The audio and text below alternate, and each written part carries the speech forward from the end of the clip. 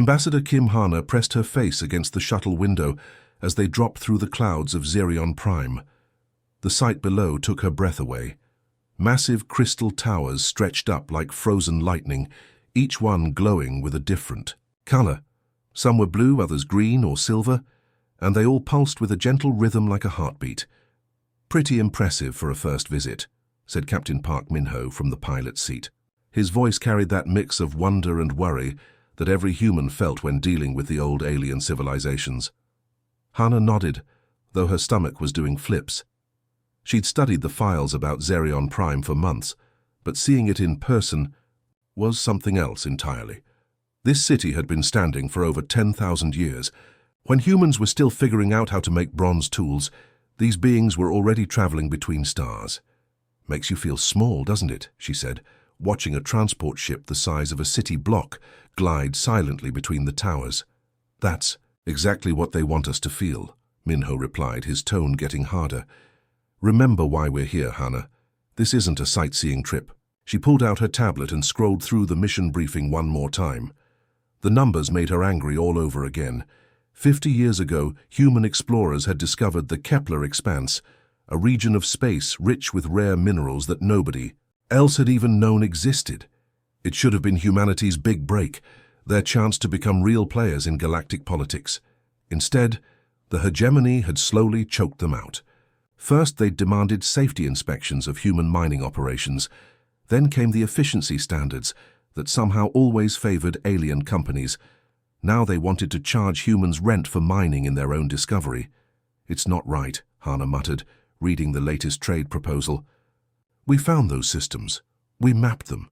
We should be the ones profiting." "Try telling that to beings who've been running the galaxy since before our species learned to walk upright," Min-ho said. "To them, we're just the new kids who got lucky." The shuttle shuddered slightly as they entered the station's docking bay. Hana looked around at the other ships and felt that familiar pang of inadequacy.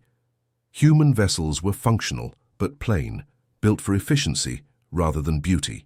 The alien ships looked like works of art, their hulls flowing in curves that seemed to defy physics. "Remember the briefing," Min-ho said as they prepared to dock. "Be polite but firm. Don't let them intimidate you. And if anything feels wrong, anything at all, you signal me immediately." Hana laughed, though it came out more nervous than she intended. "It's a diplomatic dinner, Min-ho. What's the worst that could happen? Bad food?" The docking clamps engaged with a soft thud, and Hana gathered her materials. The formal dress uniform felt stiff and uncomfortable, but it was important to make the right impression. Humans might be newcomers, but they deserved respect. The airlock opened, and immediately Hana understood why Captain Park had been worried. The greeting party was small, just 3 minor officials from species she didn't recognize. No honor guard, no ceremony, no sign that they considered this meeting important at all. "Ambassador Kim," said the lead official, a tall being with gray skin and too many joints in his arms. His voice came through a translator device that made him sound bored. "Welcome to Xerion Prime. The council will see you at the appointed time." That was it. No pleasantries, no offer to help with her luggage, no guided tour of the facilities. They turned and walked away, expecting her to follow like a pet. Hana caught Min-ho's eye and saw her own frustration reflected there. This was exactly the kind of treatment they'd been dealing with for decades. Polite enough that you couldn't call it insulting, but dismissive enough to make the message clear. As they walked through the station corridors, Hana noticed how conversations stopped when she passed. Beings from dozens of different species all found something else to look at when the human diplomat went by. Some whispered to each other, and she caught fragments through her translator. Primitive, temporary, amusing. The diplomatic quarters they assigned her were clean but small, clearly not the best the station had to offer. The view from her window showed a maintenance bay instead of the planet's famous crystal gardens that she'd hoped to see. Subtle, she said to herself, setting down her bags. A chime from her door announced a visitor.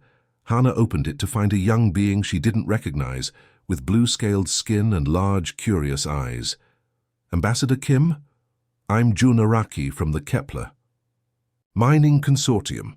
I wanted to speak with you before the ceremony tonight." Hana invited him in, grateful for someone who seemed genuinely interested in talking. John explained that he represented one of the smaller companies that had been trying to establish operations in the Kepler expanse. "The truth is," he said, glancing around nervously, "many of us are frustrated with how the hegemony handles new discoveries. They take the best opportunities for themselves and leave scraps for everyone else. What happened to humanity could happen to any of us." It was the first sign of support Hannah had received since arriving, and it gave her hope. Maybe there were others who wanted change. Maybe humanity wasn't as alone as they seemed. As evening approached and the time for the ceremonial dinner drew near, Hannah felt a mix of determination and anxiety. This was humanity's chance to stand up for themselves, to demand fair treatment from the powers that had ruled the galaxy for millennia. She had no idea it would be her last. The ceremonial hall was unlike anything Hannah had ever seen. The ceiling stretched up so high it disappeared into shadows, and the walls were covered in what looked like living light that shifted and danced in colors she didn't have names for. Hundreds of beings from across the galaxy filled the massive space, their conversations creating a low hum that vibrated through the floor. Hannah felt incredibly small as she entered. Her simple human dress uniform looked plain compared to the elaborate robes and decorative armor worn by the other diplomats. Some aliens were so tall they had to duck under the doorways, while others floated in containment fields because they couldn't survive in the station's atmosphere. "Stay close," whispered her escort, the same gray-skinned official from earlier. "The seating arrangement has been carefully planned according to diplomatic protocol." Of course it had. Hannah found herself placed at a table near the back of the hall, far from the main dais where the important species sat. Her tablemates were representatives from other minor civilizations, beings who looked just as uncomfortable as she felt. "First time at one of these?" asked the delegate sitting next to her. She was from a species Hannah didn't recognize, with silver skin that seemed to shimmer when she moved. "Is it that obvious?" Hannah replied, trying to smile. "We all feel out of place here," the alien said quietly. "The hegemony likes to remind us where we stand in their hierarchy. Food's usually good, though." Council Speaker Theron rose from the main table, and the hall fell silent. He was ancient even by alien standards, his crystalline body reflecting the dancing lights from the walls. When he spoke, his voice carried across the hall without any amplification. "We gather tonight to celebrate the bonds that unite all civilized species," he began, and Hannah noticed how he emphasized the word civilized. For thousands of years, the hegemony has maintained peace and prosperity throughout known space. The speech went on for what felt like hours. Theron talked about the wisdom of the elder species, the importance of maintaining order, and the need for newer civilizations to learn from their betters. Every few minutes, his gaze would sweep across the back tables where the minor species sat, as if reminding them of their place. Finally, the ceremonial feast began. Servers moved through the hall carrying dishes from worlds Hannah had only read about. Each species had contributed something traditional from their homeworld, a gesture that was supposed to represent unity and cooperation. "The Vorthak crystal fruit fares particularly beautiful tonight," said her silver-skinned neighbor, pointing to a platter of glowing, translucent spheres that looked more like jewelry than food. "They say it takes 50 years to grow just one." Hannah watched as the servers approached their table. The crystal fruit did look amazing, pulsing with soft blue and green light from within. She'd never seen anything like it. The server, a tall Vorthak with multiple arms, carefully placed one of the spheres on her plate using special tongs. "An honor for the human representative," the server said, though something in his tone made it sound less like an honor and more like a challenge. Hannah looked around the table. The other delegates were watching her, some with curiosity, others with what looked like concern. She realized this was a test. Would the human be brave enough to try alien food, or would she stick to the safe options? "Thank you," she said, picking up the crystal fruit. It was warm to the touch and felt almost alive, pulsing gently against her palm. "It's beautiful." The fruit was sweet, with a flavor that reminded her of honey mixed with starlight, if starlight had a taste. It dissolved on her tongue, leaving behind a pleasant tingling sensation that spread through her mouth and down her throat. "Delicious," she said honestly, and several of the other delegates smiled, The conversation at their table became more relaxed after that. Hana found herself genuinely enjoying the company of these other minor species representatives. They shared stories about their homeworlds, complained about hegemony bureaucracy, and even laughed at each other's jokes despite the translation barriers. For the first time since arriving on Zerion Prime, Hana felt like she belonged somewhere. These beings understood what it was like to be overlooked by the major powers, to have their concerns dismissed as unimportant. 20 minutes later, her vision started to blur. At first, she thought it was just fatigue from the long day. The lights in the hall seemed brighter, more intense, and the conversations around her became muffled as if she were underwater. She blinked hard, trying to clear her head. "Are you feeling all right?" asked her silver-skinned neighbor, and Hana could hear the concern in her voice even through the growing fog in her mind. "I'm fine," Hana started to say, but the words came out slurred. Her hands felt heavy, like they were made of lead, and her heart was beating too fast. She tried to stand up, but her legs wouldn't support her. The room spun around her, and she could hear voices calling her name from what seemed like very far away. Her tablet clattered to the floor, and she watched it slide away as if it were happening to someone else. The last thing she saw was Council Speaker Theron rising from his seat at the main table, his expression showing just the right amount of surprise and concern, but there was something else in his ancient eyes, something that looked almost like satisfaction. Captain Park's voice crackled through her communicator just as everything went black. "Hana? Hana? Respond! We're reading some unusual biosignatures from your location." But Ambassador Kim Hana would never respond to anything again. By the time the medical team reached her, the Vorthak crystal fruit had done its work. The neural toxin was elegant in its design, shutting down human brain function, while leaving no trace that could be detected by the station's standard medical equipment. Council Speaker Theron addressed the shocked hall with perfect diplomatic composure. "A tragic accident," he announced, his voice heavy with regret. "The Vorthak crystal fruit contains compounds that are unfortunately lethal to human physiology. We had no way of knowing such a reaction was possible." The other delegates looked genuinely saddened by the news. Most of them had no idea what had really happened. They saw only a promising young diplomat who had died from an unfortunate biological incompatibility. But a few beings in that hall knew the truth. They had seen this happen before, to other species that had started asking too many questions or demanding too much independence. The hegemony had perfected this technique over centuries. As Captain Park burst into the medical bay, where Hana's body lay still and cold, the message from the hegemony was already being prepared. Humanity would be offered condolences, a small financial settlement, and a suggestion that perhaps this tragedy demonstrated why humans needed more guidance in galactic affairs. After all, if they couldn't even safely eat alien food, how could they be trusted to govern themselves in the broader galaxy? The trap had been set perfectly. Now they just had to wait for humanity's predictable response. General Lee Ji-hoon stared at the holographic display showing Hana's funeral. Thousands of people had gathered in Seoul's Central Plaza, holding candles and photos of the young diplomat. The anger in their faces was unmistakable, but Lee knew that anger alone wouldn't be enough. "They're expecting us to make noise," he said to the assembled military leaders in the secure briefing room beneath the Pentagon. "They want us to shout, make demands, maybe even threaten them. That's what young species do when they get emotional." Admiral Cho Sung-min leaned forward in his chair, and instead, "We disappear." The room fell silent. Outside, Lee could hear the distant hum of traffic, the normal sounds of a world going about its business. Soon, that would all change.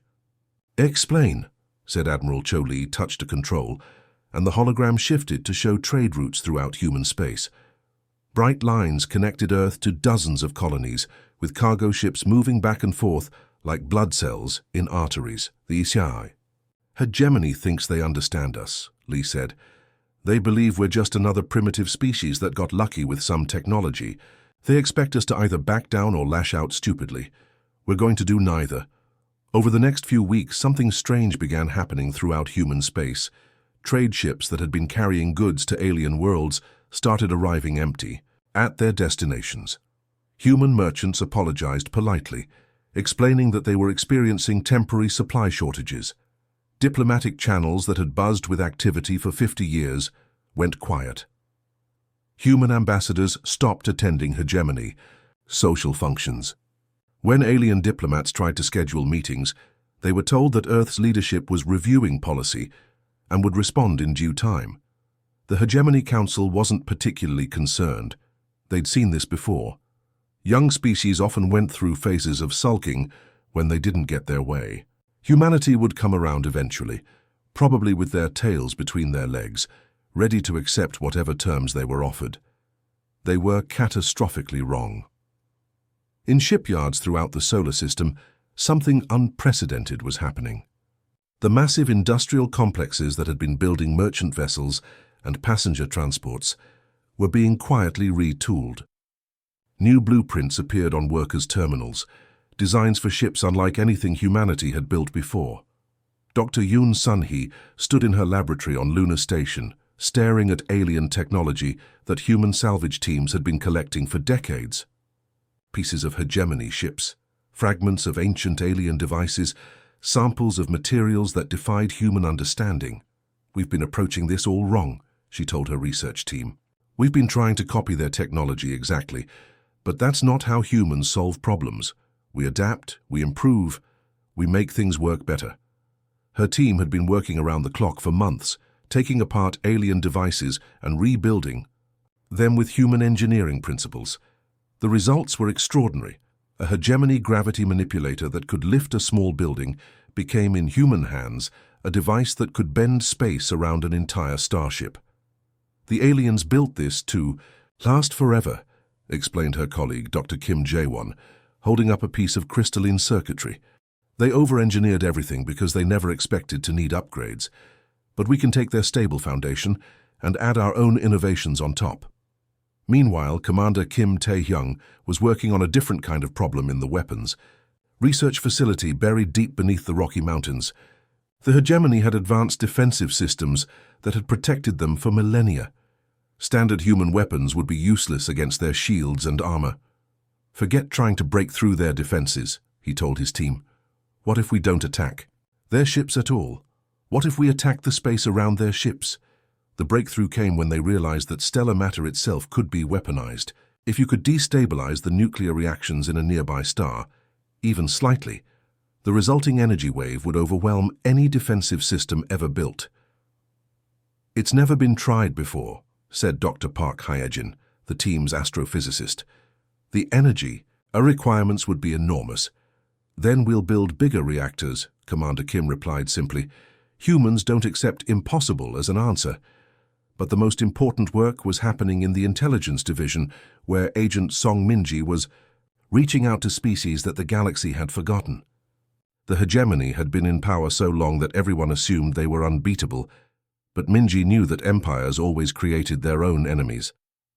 Her first contact was with the Rillan miners, a species that had been providing raw materials to the hegemony for over 1,000 years at barely sustainable prices.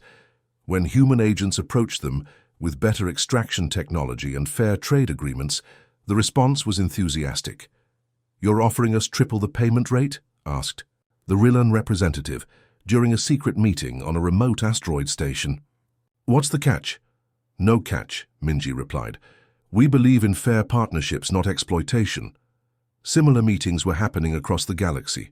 The Zephyrian traders, who had been restricted to small cargo runs while hegemony corporations handled the profitable routes. The Thalan researchers whose scientific discoveries had been claimed by elder species for centuries. Dozens of civilizations that had been pushed to the margins. Each group received the same offer: advanced human technology, fair trade agreements, and military support when the time came. In return, they would provide resources, intelligence, and most importantly, hope for a different kind of galaxy. "How many have agreed to join us?" General Lee asked during a classified briefing 18 months after Hannah's death. 47 species so far, Agent Song reported, and more are expressing interest every week. The hegemony has made a lot of enemies over the millennia. Admiral Cho studied the star charts showing Allied positions throughout known space. "When do we move?" General Lee checked his chronometer. The massive human fleet was nearly complete, hidden in asteroid fields and nebulae throughout the outer rim territories. Advanced manufacturing stations, built using alien technology but improved with human engineering, were producing weapons and ships at an unprecedented rate. "Soon," he said, "Hana deserves justice and she's going to get it. But when we move, it won't be a war, it'll be a revolution." The hegemony still believed humanity was sulking in isolation, licking their wounds after learning their place in the galactic order. They had no idea that across dozens of star systems, suppressed species were preparing to rise up with human support. The galaxy was about to discover that killing a human diplomat hadn't ended a problem. It had created one they couldn't imagine. The coup. First sign that something had gone terribly wrong came from the Kepler mining station, the same facility that had been the subject of Hana's final negotiation. Controller Vex was reviewing the daily production reports when his screen suddenly went blank. "Technical malfunction?" he asked his assistant, tapping the display with one of his forearms. "No, sir," came the nervous reply. "The station isn't responding to any communications. Long-range sensors show nothing. Nothing. The entire facility appears to be gone, sir. Not destroyed. Gone. Like it was never there." Controller Vex felt his primary heart skip a beat. Mining stations didn't just disappear. They were massive structures, built to last centuries, protected by shields and defensive systems that had never failed. Within hours, similar reports flooded in from across hegemony space. A cargo depot near the Vorthak homeworld had vanished. Overnight, a military listening post on the edge of Rillan territory had stopped transmitting. In each case, search teams found nothing but empty space where installations had been. "Impossible," muttered Council Speaker Theron as he reviewed the reports. "Structures don't simply cease to exist, but the disappearances were just the beginning." On Rillan Prime, the mining crews arrived for their morning shift to find their ancient, inefficient equipment had been replaced overnight. Gleaming new extractors sat where the old machinery had been, designed with technology that increased output by 300% while producing zero environmental damage. Foreman Kell ran his hands over the smooth metal surfaces, unable to believe what he was seeing. Where did these come from? His question was answered when ships appeared in orbit, sleek vessels that didn't match any design in the hegemony database. A transmission came through on all frequencies, and the voice that spoke was human. "People of Rillan Prime, you have worked in chains long enough. Today you are free to choose your own destiny." Similar scenes played out across 40 star systems. The Zephyrian trade routes erupted in coordinated action as human-built ships materialized, alongside rebel forces. These weren't the crude functional vessels that humanity had used for decades. These ships bent space around them, their hulls shimmering with energy fields that made targeting impossible. Commander Kim Tae-hyung stood on the bridge of the Eternal Justice, watching hegemony patrol ships scramble to respond to the uprising.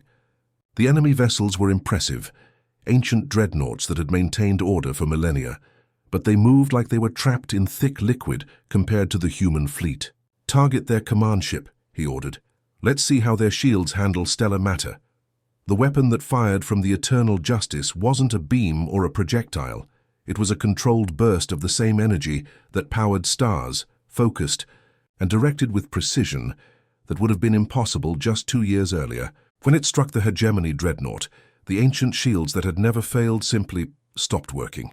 "Impossible," breathed the enemy captain on the emergency frequency. "Our shields are rated for any known weapon." "Then you should have prepared for unknown ones," Commander Kim replied. The battle for the Zephyrian system lasted 6 hours. The hegemony reinforcements that arrived expecting to crush a minor rebellion instead found themselves facing technology that adapted and evolved in real time. Human ships that took damage repaired themselves mid-combat. Weapons that missed their targets adjusted their parameters and tried again. But the most terrifying aspect wasn't the technology. It was the way the humans fought. They didn't just want to win. They wanted to understand. Every enemy tactic was analyzed, countered, and then improved upon. By the end of the battle, human forces were using hegemony strategies better than the hegemony themselves. Admiral Park Min-ho, now commanding the entire human fleet from the flagship Kim Hana, received reports from battlefields across the galaxy. The ship itself was a monument to human engineering, incorporating technology from dozens of grateful species, all unified under human coordination. "Status report," he requested from his tactical officer. 47 systems have declared independence, Lieutenant Yoon reported. Hegemony forces are in full retreat in 31 sectors. Enemy casualties are significant. Park nodded grimly. There was no satisfaction in the destruction, but justice demanded it. Any word from the Hegemony Council? They're requesting a ceasefire and immediate negotiations. Too late for that, Park replied. They had their chance to negotiate when Hana was alive. On Zerion Prime, Council Speaker Theron stood in the same ceremonial hall where Hana had died, watching emergency reports flood in from across Hegemony space. The ancient being who had ruled for over 1,000 years was experiencing something he'd never felt before, genuine fear.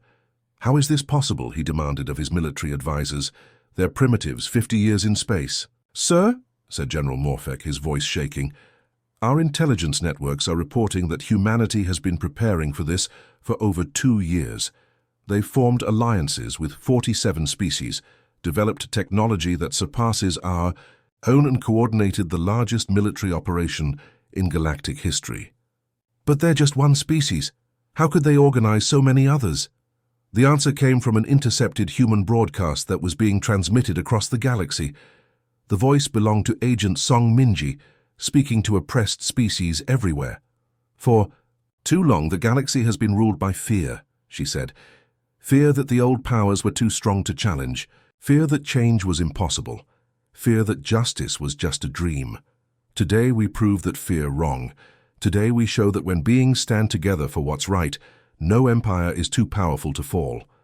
The broadcast included footage from dozens of liberated worlds, Rillan miners celebrating as they operated their new equipment, Zephyrian traders piloting ships that could travel routes previously reserved for hegemony corporations, Thalan scientists sharing their discoveries freely instead of having them stolen by elder species. This isn't just a war, Park realized, as he watched the broadcast. It's a revolution. The final battle came when the human fleet reached Zerion Prime itself. The planet's defenses were legendary, orbital fortresses that had never been threatened in recorded history. But they had been built to fight other ancient powers using predictable technology. Nobody had prepared for weapons that could turn stellar matter into tactical assets, or ships that treated the laws of physics as suggestions rather than absolute. "Rules. Surrender," Park broadcast to the Hegemony homeworld. "Your empire is finished. Your fleets are scattered. Your allies have abandoned you. End this before more beings die." Council Speaker Theron, watching his world's defenses crumble, like paper in a hurricane, finally understood the magnitude of his mistake. They hadn't just killed a human diplomat. They had awakened something that the galaxy hadn't seen in eons, a species that refused to accept that the impossible was truly impossible. The war was over, but the real change was just beginning. The same ceremonial hall on Zerion Prime looked completely different now. Where once crystal towers had pulsed with the cold light of ancient power, warm golden illumination filled the space. The towering seats that had elevated the Hegemony Council above everyone else had been removed, replaced by a circular arrangement, where no being sat higher than another. General Lee Ji-hoon stood at the center of the circle, but not on a raised platform. He was at the same level as every other representative in the room. Behind him, holographic displays showed star maps that would have been unimaginable just 3 years ago. Systems that had been marked as hegemony territory now bore the names of dozens of different species, all flying under the banner of the Free Worlds Alliance. "The old galaxy is dead," Lee said, his voice carrying clearly to every corner of the hall. "The age of elder species ruling over younger ones ends today." The assembled representatives came from over 100 worlds. Some were former hegemony members who had surrendered early and accepted the new order. Many were species that had been suppressed for centuries, now free to speak for themselves. A few were entirely new discoveries, civilizations that had hidden from the hegemony's notice, but came forward when they heard about the revolution. In the front row sat the Rillan delegation, their mining equipment-stained work clothes, a stark contrast to the elaborate robes that had once filled this hall. Next, to them were Zephyrian traders, still wearing the practical jumpsuits they'd worn during the uprising. These weren't professional diplomats or aristocrats.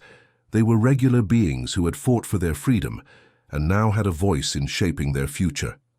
"Some of you are wondering what comes next," Lee continued. "You've lived under the hegemony's rules for so long that you might think we'll simply replace their tyranny with our own. You're wrong." He gestured to the star map, and specific systems began to glow. "The Free Worlds Alliance isn't an empire. It's a partnership. Each world governs itself according to its own values and traditions. Each species makes its own choices about trade, development, and internal affairs. What we share is a commitment to mutual defense and fair treatment." A ripple of surprise went through the assembly. Empires didn't work that way. Throughout galactic history, conquest had always meant subjugation. The strong ruled the weak, and that was simply how things were. Admiral Park Min-ho stepped forward from the human delegation. In his hands was a simple document, printed on real paper rather than displayed on a hologram. "This is the Alliance Charter," he said. "It's not a treaty of surrender or a list of demands. It's a promise. A promise that no being will be forced to work for the benefit of others. A promise that scientific discoveries will be shared, not stolen. A promise that when someone comes to you in peace, they won't be poisoned at your dinner table."